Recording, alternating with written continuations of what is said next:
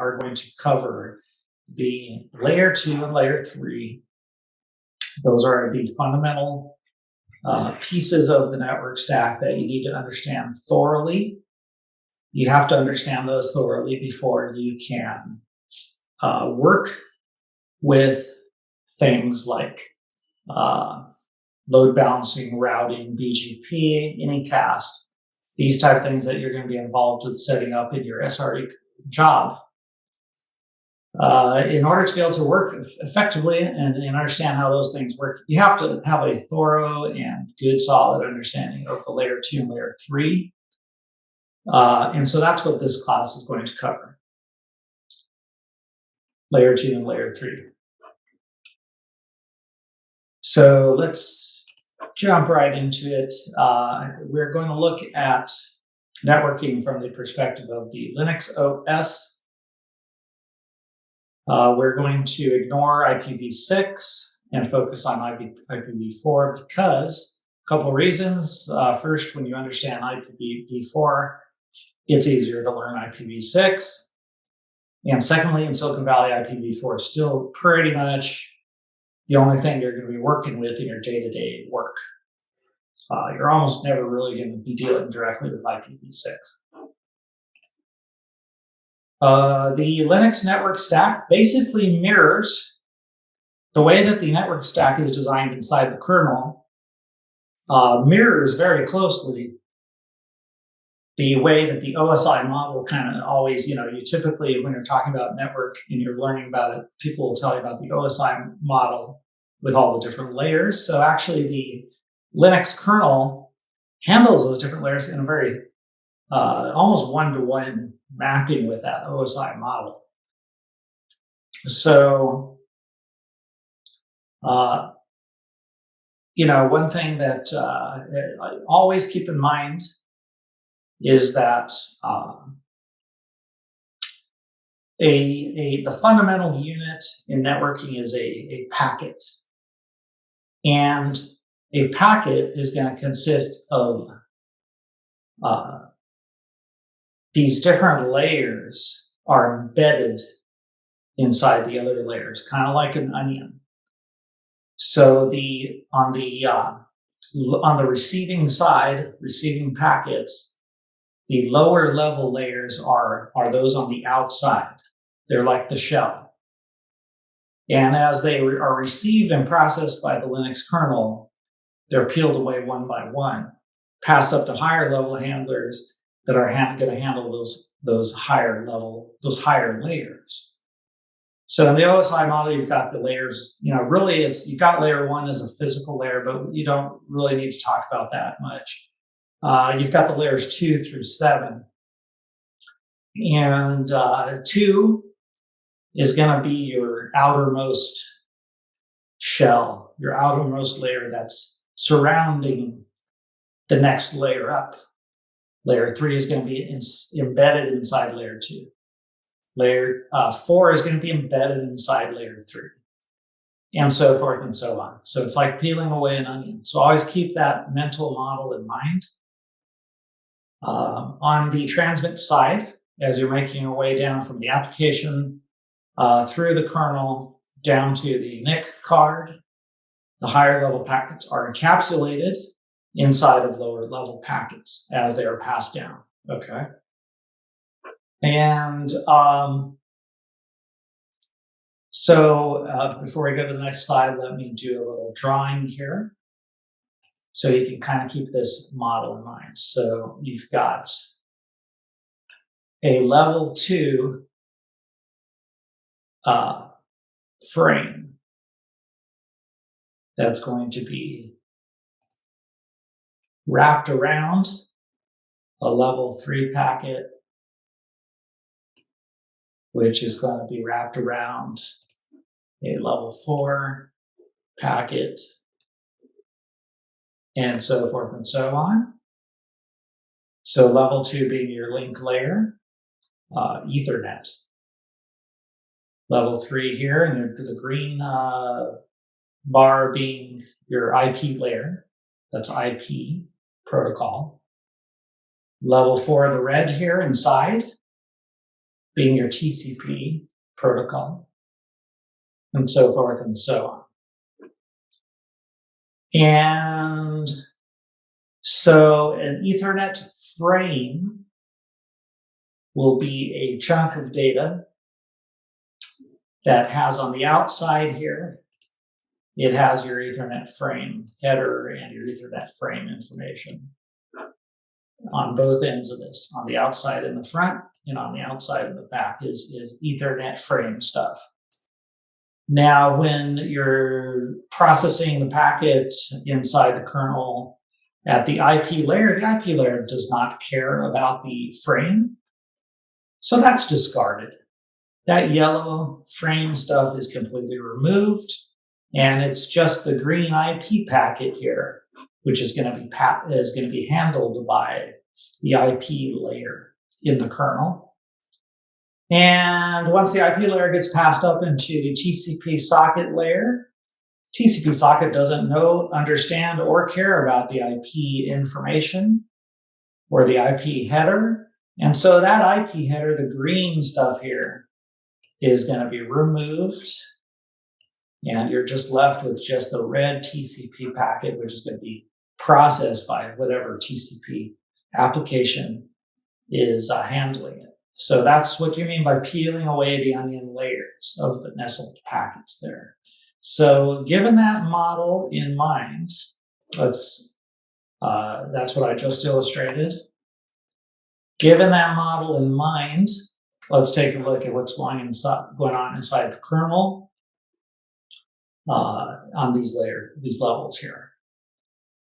So the previous diagram that I just drew inside the Linux kernel is handled as follows. So you've got a physical Ethernet wire or cable that is plugged into the NIC card on your host. The NIC card will be the data, in other words, the packets, but actually it's not packets. Technically it's frames, Ethernet frames, that the NIC card consumes if you're talking about receiving data from the Ethernet NIC network there. The frames that the NIC card consumes from the wire are obtained via the NIC card driver, device driver, and that data is placed into what's called a ring buffer or driver queue in the Linux kernel. It's actually, the ring buffer actually doesn't contain the data itself. It contains pointers to some socket kernel buffers which contain the data. And then from that point, that data or those packets are processed and handled and passed upwards into the rest of the Linux network stack. So on the NIC card Ethernet frame level, those are all fixed frame sizes of usually just a little over 1,000 byte sizes, bytes for each of those frames. You can have jumbo frames also, but in most cases that would be a fixed just over 1,000 bytes per. It's called the MTU. It's basically the maximum transmission size of your Ethernet frames. And on the other hand, in the driver queue area, you're talking about IP packets, and IPv4 has a maximum size of 65K for a packet. Okay, so Ethernet maximum frame size is 1,500 bytes. That's layer 2. Ethernet is layer 2 in the network model. Layer 2 is link layer. So layer 2 is link layer. That is one layer up from the physical electrical layer. Well, it could be the physical layer, actually. It could be electrical, it could be laser. Laser is fiber optics, or some other media. But that's a physical layer. One layer up is the link layer. It is called Ethernet. And when you're talking about Ethernet, you're talking about frames. Layer 3 is one layer up from that. It's called IP. And that's your IP layer. And layer 4 is one layer up from that. That's TCP. So TCP packets are embedded inside of IP packets, are embedded inside of Ethernet frames. So again, getting back to this model here, the ring buffer. The packets that are in the ring buffer, and I know I said that those are pointers, but we can talk about it as if the pointers are the same thing as the packets themselves in the kernel buffers. So those packets that are in the ring buffer are asynchronous from the rest of the network stack, which means that it is assumed, and Linux is assuming, that any packet that is in the receive ring buffer can be pulled out of there and processed at the higher levels at any time without notifying the NIC card or anybody. It's assumed that packets that are in the transmit buffer can be pulled at any time by the NIC card out of the ring buffer for transmission on the wire. Okay, so that's what it means by asynchronous. So Linux optimizes combining frames or into packets or breaking apart packets between the ring buffer and the NIC. Now, why does this have to happen? Because you've got a maximum frame size of 1,500 bytes, but you have a possible IP packet sizes are much larger. So there's some consolidation or breaking apart that may need to happen there between the NIC and the ring buffer. Linux already handles that for you. It optimizes it. It can either do it in hardware if the NIC supports it. And that is ideal because that means you're going to get better performance. Or it can do it in software. The NIC card uses frames. So and those get drained out on the receive side right into the socket kernel buffers. So the socket kernel buffers contain full Ethernet frames. The different, as I mentioned before, the different layers of network protocols work like onion rings. And each layer really only cares about its own header. So what we've seen so far is that Linux deals with layer 2 at the NIC card device driver ring buffer level. And it also deals with layer 2 in some respects, and also layer 3 in some respects at that ring buffer level as well. But layer 2 actually is going to contain Ethernet frames. But layer 3 handler in Linux will rearrange those to optimize things. Okay, let's talk more about link layer 2. So we need to understand thoroughly Ethernet. We need to understand Ethernet.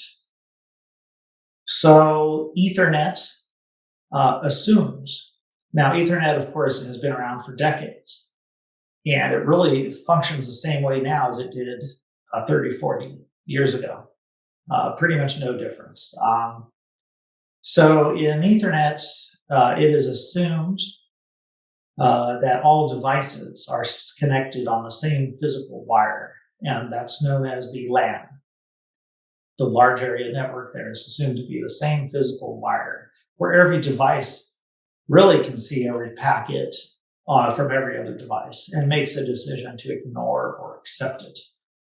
This is the case when you have all of your Ethernet devices connected into a hub. Everybody's seeing everybody else's packets. So in Ethernet frame header, the important fields that it contains for our purposes are the source, what's called a MAC address, and a destination MAC address. Now, the source MAC address is a unicast. It is an address. It is a MAC address, which is 6 groups of hex numbers in IPv4. It is in Ethernet, it's 6 groups of hex numbers. And unicast just means it is unique to that device. So every Ethernet frame has a source MAC address of which device created that frame. And it has a destination MAC address of which destination that frame is supposed to go to. And the destination can actually be another device, which would be called a unicast, or it could be actually multiple devices, which could either fall into a broadcast category or a multicast category. And broadcast is the all Fs is the MAC address, and it does not go past your switch. It stays on the shared physical wire. The switch actually can determine whether it's going to duplicate that out to certain ports. But basically, just think of a broadcast as happening on the one shared physical wire. All devices on the wire are going to see that frame. An example of a broadcast frame is an ARP request. And we'll get to ARP in a little bit. Multicast is a kind of a subset or special type of broadcasting, but it doesn't use the FFFF. It actually uses kind of a combination of basically multicast is where you're defining groups of hosts. A group of hosts belongs to a multicast host group. And it works in conjunction with one layer up, the IP layer, to define that group. And so if your source host sends a multicast frame out or multicast packet out there, it's going to make it to that group of hosts, but it's not going to make it to other hosts that may be on the same LAN or the same physical wire. And then there's other special cases. For IP multicast, you're using a 01005E. And there's other multicast addresses reserved for other types of uses. Multicast gets forwarded on all switch ports. Being IP, it can go past the router if the router is configured for it. So that's getting a little ahead of ourselves there. Just keep that in mind. With a hub, an Ethernet hub, all frames are copied to all attached devices. On the other hand, with a switch, the destination MAC address determines which device or which port the switch will copy the frame to.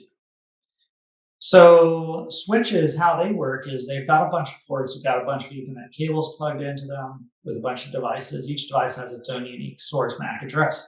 The switch actually keeps track of, it listens to all the packets flowing in from the ports. And so that way it learns which source MAC addresses are associated with which ports. And in that way it maintains a table where it knows that port 1, such and such device with this unique MAC address is located on port 1. And on port 2 is another device with its own unique MAC address. That way it knows if device 1 on port 1 is crafting an Ethernet frame with a destination MAC address of the port 2 device. The switch knows, oh yeah, I know which port that destination device is located on. It's on port 2. I'll just copy the packet or the Ethernet frame over to that port. I won't copy it to the other ports.